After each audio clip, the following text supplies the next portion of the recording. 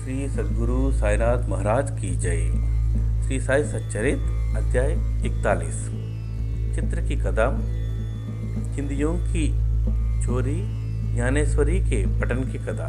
गत अध्याय में वर्णित घटना के 9 वर्ष पश्चात अली मोहम्मद हेमाडपंत से मिले और वह पिछली कथा निम्नलिखित रूप में सुनाई। एक दिन मुंबई में घूमते फिरते मैंने एक दुकानदार से बाबा का चित्र खरीदा, उसे फ्रेम कराया और अपने घर लाकर दीवार पर लगा दिया।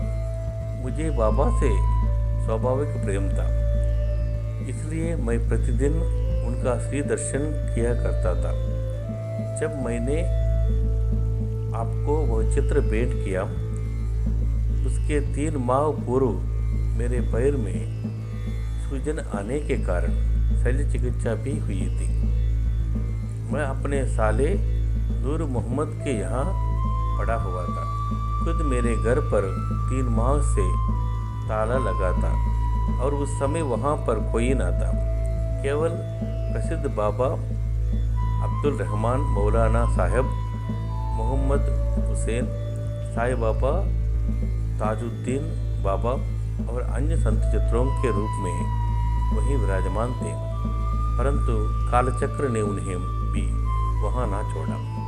मैं वहाँ बीमार पड़ा हुआ था, तो फिर मेरे घर में उन लोगों को कष्ट क्यों हो?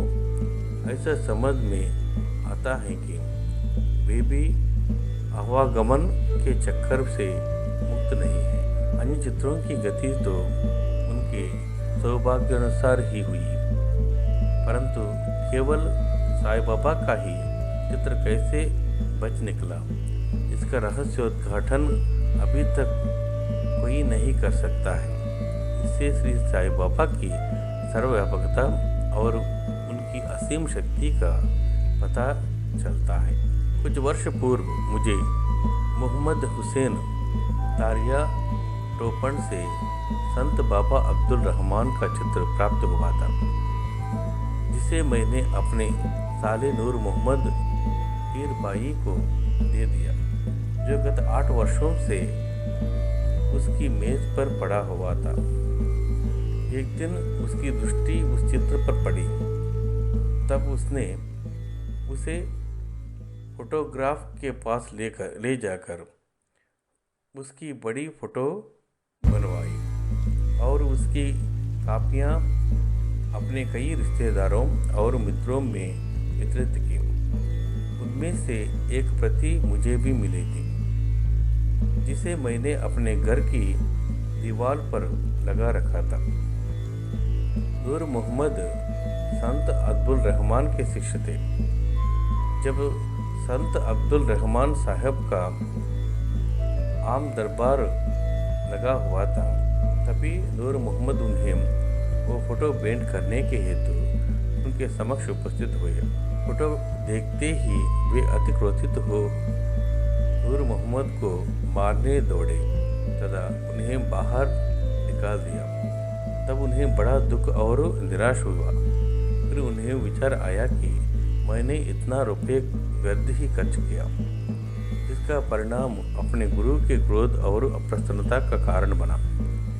उनके गुरु मूर्ति पूजा के विरोधी थे, इसलिए वे हाथ में फोटो लेकर अपोलो बंदर पहुंचे और एक नाव किराए पर लेकर बीच समुद्र में वो फोटो विसर्जित कर आए।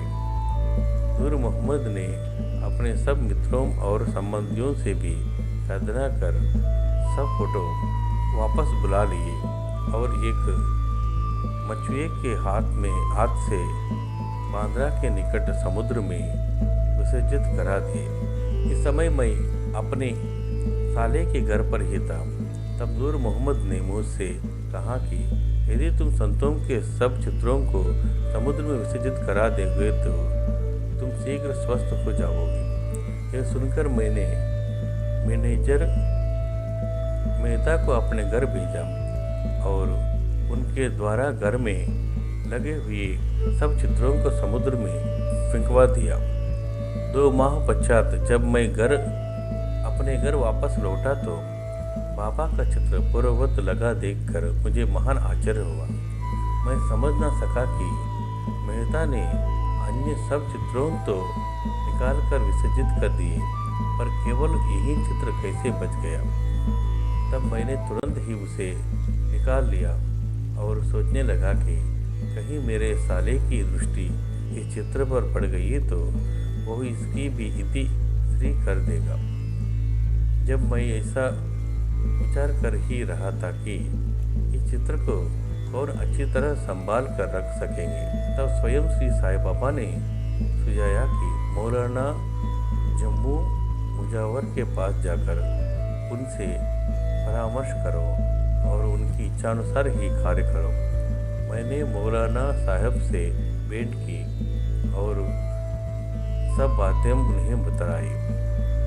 कुछ देर विचार करने के पश्चात वे इस निर्णय पर पहुंचे, इस चित्र को आपको ही भेंट करना उचित है, क्योंकि केवल आप ही इसे उत्तम प्रकार से संभालने के लिए सर्वदा सत्प्राप्त है। तब हम दोनों आपके घर आए और उपयुक्त समय पर ही उस चित्र आपको भेंट कर दिया। इस कथा से विदित होता है कि बाबा त्रिकाल ज्ञानी थे और कितनी कुशलता से समस्त हल कर भक्तों की इच्छाएं पूर्ण किया करते थे। निम्नलिखित कथा इस बात का प्रतीक है कि आध्यात्मिक जिज्ञासाओं पर बाबा किस प्रकार स्नेह रखते तथा किस प्रकार उनके कष्ट निवारण कर उन्हें सुख पहुंचाते थे। चिंदियों की चोरी और ज्ञानेश्वरी का पतन। श्री बी.वी. देवी को उस समय डहाणु के मामलदार थे। उनको दीर्घकाल से अन्य धार्मिक ग्रंथों के साथ साथ ज्ञानेश्वरी के पठन की तीव्र इच्छा थी। वे भगवत गीता के एक अध्याय का नित्य पाठन करते तथा थोड़ी बहुत अन्य ग्रंथों का भी अध्ययन करते थे, परंतु जब भी वे ज्ञानेश्वरी का पाठ प्रारंभ करते तो उनके समक्ष अनेक बाधाएं उपस्थित हो जाती, जिससे वे पाठ करने से सर्वदा वंचित रह जाया करते थे। 3 मास की छुट्टी लेकर वे शिरडी पधारे और तत्पश्चात वे अपने घर पौड़े में विश्राम करने के लिए भी गए। अन्य ग्रंथों तो वे पढ़ ही करते थे, परंतु जब ज्ञानेश्वरी का पठन प्रारंभ करते तो नाना प्रकार के कलुषित विचार उन्हें इस प्रकार घेर लेते कि लाचार होकर उसका पठन स्थगित करना पड़ता था।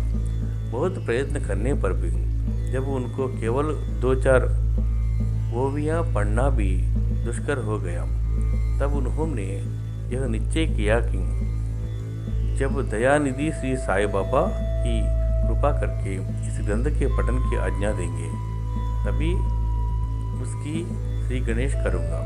सन 1914 के फरवरी मास में वे सकुटुंब शिरडी पधारे। तभी श्री जोग ने उनसे पूछा कि क्या आप ज्ञानेश्वरी का नित्य पठन करते हैं? श्री देव ने उत्तर दिया कि मेरी इच्छा तो बहुत है, परंतु मैं ऐसा करने में सफलता नहीं पा रहा हूँ। अब तो जब बाबा की आज्ञा होगी तभी प्रारंभ करूँगा। श्री जोग ने सलाह दी कि ग्रंथ की एक प्रति खरीद कर बाबा को भेंट करो और जब वे अपने कर कमलों से स्पर्श कर उसे वापस लौटा दे तब उसका पठन प्रारंभ कर देना। श्री देव ने कहा कि मैं इस प्रणाली को श्रेयस्कर नहीं समझता, क्योंकि बाबा तो सर्वव्यापी हैं और मेरे हृदय की इच्छा उनसे कैसे गुप्त रह सकती है। क्या वे स्पष्ट शब्दों में आज्ञा देकर मेरी मनोकामनाएं पूर्ण न करेंगे? श्री देव ने जाकर बाबा के दर्शन किए और 1 रुपया दक्षिणा भेंट की। तब बाबा ने उनसे 20 रुपये दक्षिणा और मांगी, जो उन्होंने सहर्ष दे दिया। रात्रि के समय श्री देव ने बालक राम से भेंट की और उनसे पूछा, आपने किस प्रकार बाबा की भक्ति तथा कृपा प्राप्त की है? बालक राम ने कहा कि मैं दूसरे दिन आरती समाप्त होने के पश्चात आपको पूर्ण वृत्तांत सुनाऊंगा। दूसरे दिन जब श्री देव साहब दर्शनार्थ मस्जिद में आए तो बाबा ने फिर 20 रुपये दक्षिणा मांगी, जो उन्होंने सहर्ष भेंट कर दी। मस्जिद में भीड़ अधिक होने के कारण वे एक और एकांत में जाकर बैठ गए। बाबा ने उन्हें बुलाकर अपने समीप बैठा लिया।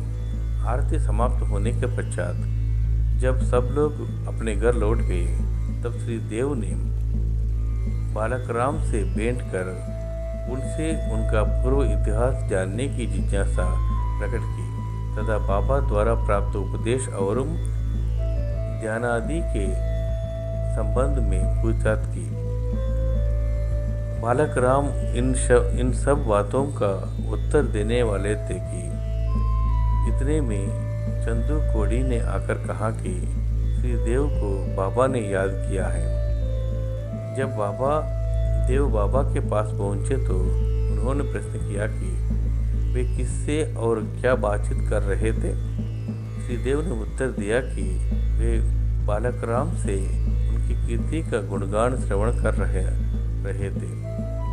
तब बाबा ने उनसे पुनः 25 रुपये दक्षिणा मांगी, जो उन्होंने सहर्ष दे दी। फिर बाबा उन्हें भीतर ले गए और अपना आसन ग्रहण करने के पश्चात उन पर दोषारोपण करते हुए कहा कि मेरे अनुमति के बिना तुमने मेरी चिंदियों की चोरी की है।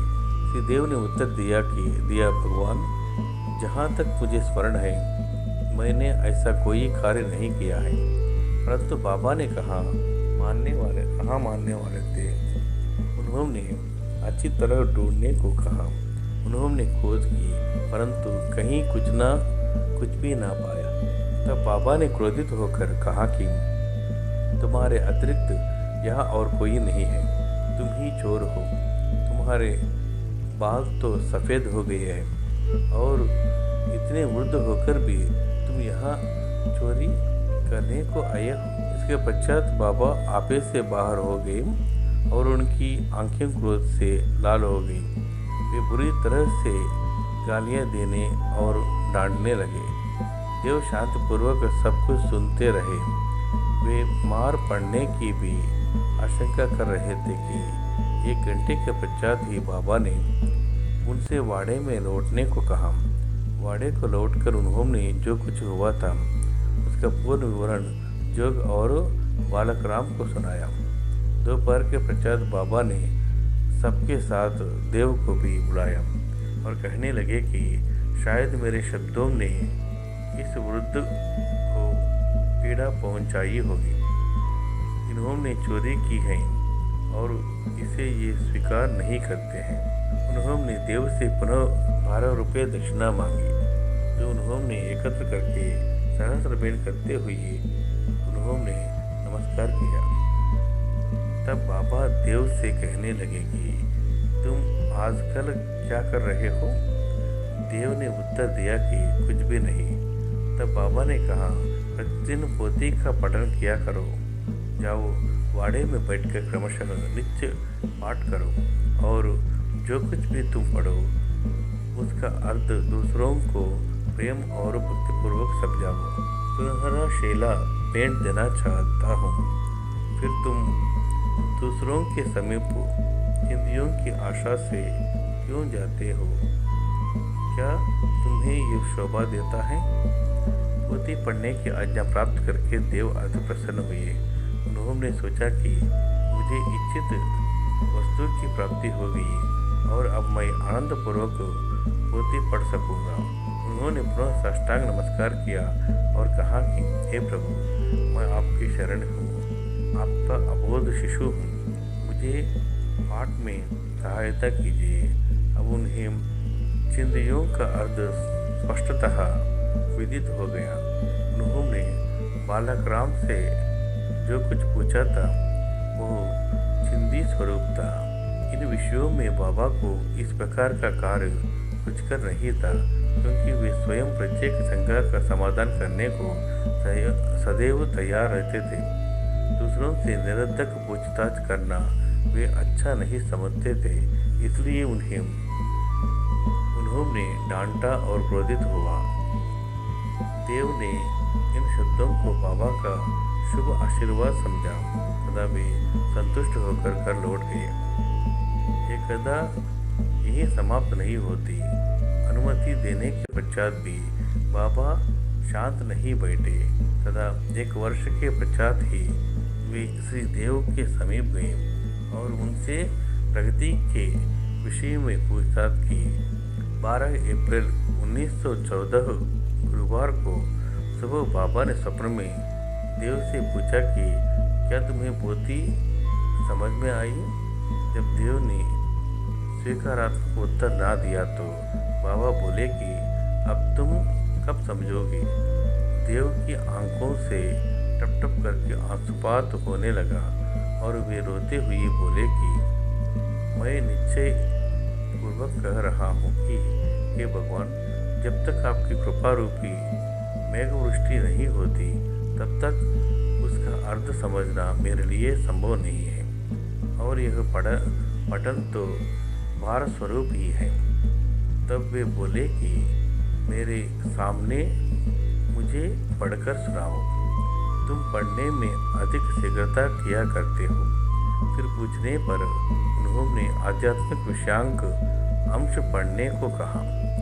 देव पोथी लाने गए और जब उन्होंने नेत्र खोले तो उनकी निद्रा भंग हो गई थी। अब पठन स्वयं ही इस बात का अनुमान कर लें कि देव को इस स्वप्न के पश्चात कितना आनंद प्राप्त हुआ होगा। श्री देव अभी जीवित हैं और मुझे गत 4-5 वर्षों के पूर्व उनसे भेंट करने का सौभाग्य प्राप्त हुआ था। जहाँ तक मुझे पता चला है कि वो यही है कि वे अभी भी ज्ञानेश्वरी का पाठ किया करते हैं। उनका ज्ञान अगाध और पूर्ण है। यह उनके साई लीला के लेख से स्पष्ट प्रतीत होता है। श्री सद्गुरु साईनाथ अर्पणमस्तु।